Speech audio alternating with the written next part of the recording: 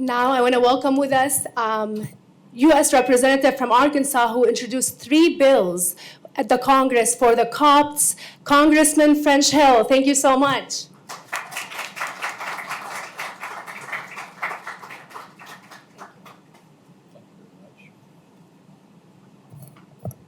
I was actually going to be proud to have Frank Wolf's name stay up here because I think Frank Wolf has been an incredible leader for 2 decades on religious freedom and tolerance around the world, and not only on behalf of the Copts in Egypt, but for people seeking religious tolerance all over our globe. It's great to see you, and great to see you back in the U.S. Capitol after a 3-year absence. I really hate that. I hate that our Capitol's been closed, and I hate that so many people suffered from the pandemic, but what a victory to have you back here in the U.S. Capitol. Last month, I had the real pleasure of also being back in Egypt for the first time since 2017, and it was a very good and productive visit. My first trip in 2017 was just after the Advent bombing at St. Peter and St. Paul Cathedral in Cairo and the Palm Sunday murder in Tanta and Alexandria. And during my 2017 visit, I saw President el-Sisi and talked to him about his personal commitment at the top of Egypt, that he personally was committed to improving their record on religious tolerance and persecution, both by terrorists as well as Egyptian citizens against Egyptian citizens on account of faith. I also had the privilege of spending time with the Coptic Pope, and he's such an inspirational leader and was an inspiration to me because he was prepared to defend the faith and step up and be a leader for religious tolerance. And as an American in Egypt the first time in 2017, I took the Pope's admonition that all Egyptians take their water from the Nile is something that we should hold in our hearts, but also demand accountability statutorily and from a justice point of view in Egypt as well. So when I returned from that trip, it led me on this mission to work with Coptic Solidarity to deliver justice, to deliver equal treatment for Christians in Egypt. And that's why I have introduced, as noted, thank you for the introduction, my 3 different Congress's resolutions in support of the Coptic Christians in Egypt. And I don't have any doubt that this has contributed to whatever modest improvement that we've seen in various ways in Egypt by keeping that American voice alive and strong. And I echo that with our friends at the International Commission on Religious Freedom as well. So just a few weeks ago, I was in Cairo briefly, but then got in the car and drove to Minya, because every year I read the Religious Freedom Report, and every year it's mentioned that Minya province, the governorate in Al-Minya, is where much of the impunity resides. And so it was a real pleasure to drive 3.5 hours south of Cairo to the ancient city there at Minya and see the people at work. There's nothing better than to leave the desert and come into the Nile Basin and see families out thrashing their wheat, picking their fruit, cutting the bananas off the trees, all to feed their fellow citizens. It's a rich, diverse area. 6 million Egyptians live there, 2 million of which are Coptic. And so it's an important issue in Egypt from a governance point of view, and an incredibly important place for the Coptic community. But over the past 6 years, Minya has been the center of attacks and the center of persecution against the religion. And it's frequently mentioned, as I said, in these reports. So the first meeting that we had, and Representative Darren LaHood, who many of you know from Illinois, Darren was with me on this trip. It was a pleasure to have him. He did a marvelous job on the visit. And Darren and I met with the deputy governor of the governance of Minya and his senior advisors, both his Homeland Security equivalent, his security advisor, and his economic policy advisor. And while it was a good meeting, and it went for almost 3 hours, there was really an argument that they are there to protect all faiths and participation in all faiths, and that they're to protect and provide security to any house of worship in the province, and that they are completely committed to that. And they went through a long litany of how they do that. And no matter what the holiday is, whatever the faithful feast day is, that they're there to make sure that people can worship. And that may be the case. I was there for 3 hours. But I got into the subject of reconciliation councils, which, as you know, should not be accepted in these cases. And he argued that they were mutual and that they were the preferred way outside the capital city of Minya in the villages to resolve disputes. And, I don't agree with that. And I argued against that. And I said, well, if there's no culture of impunity, then why is religion on your government ID? If you don't care, then maybe that would be a very interesting reform, as we just drop it.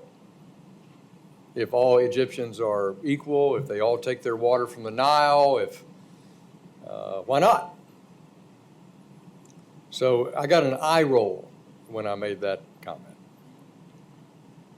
But we also had the real privilege of going and meeting with the bishop, the Coptic bishop, who is really a remarkable man and famous because before he became a bishop for the Coptic Church, he was a monk and lived in the desert for 25 years and is a real Renaissance guy, a very well-read guy. His favorite authors are Tolstoy and Gilbrand, and he had a long list of favorite books.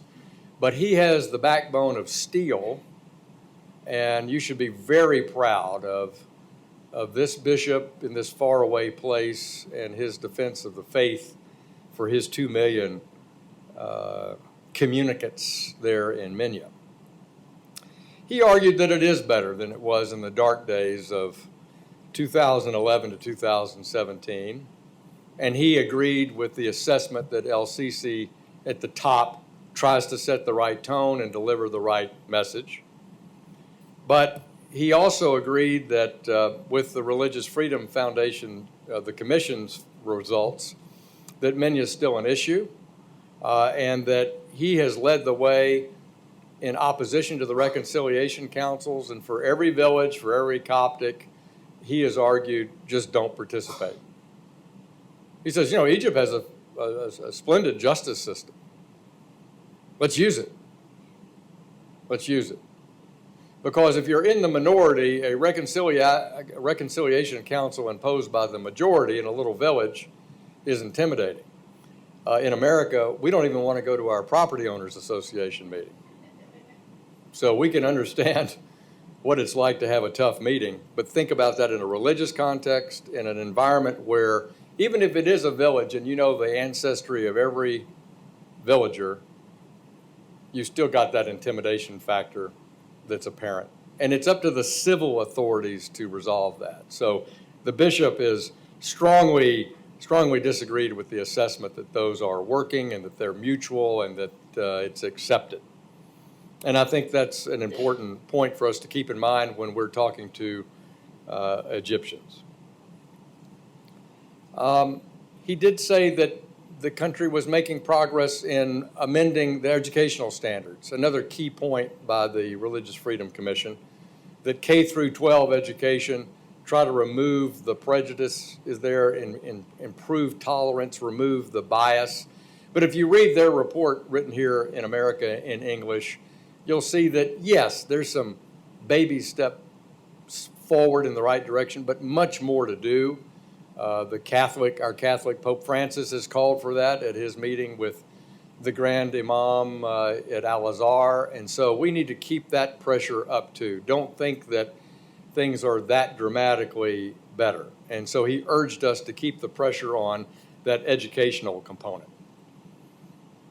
Minya is represented, I think, by 25 or 6 members of the Egyptian parliament, and I think those are people that we should interact with and communicate with about our feelings on this as well.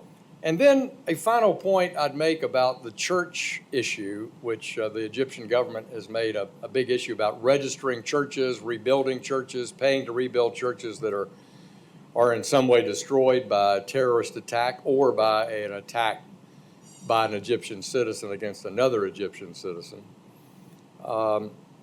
Good law, but let's see how it works in practice. Because what I heard from the governor and the bishop are in contrast. In contrast. And I actually got some numbers, and this is the benefit of going to the people, asking the questions directly instead of just reading something. So President El-Sisi has argued that a faith community, if it's even as few as 150 Egyptians, should have the right to a place of worship. So remember, that is a key number, 150. This is in a talk that he gave, as an indication that he was open to more places of worship being open for all faiths.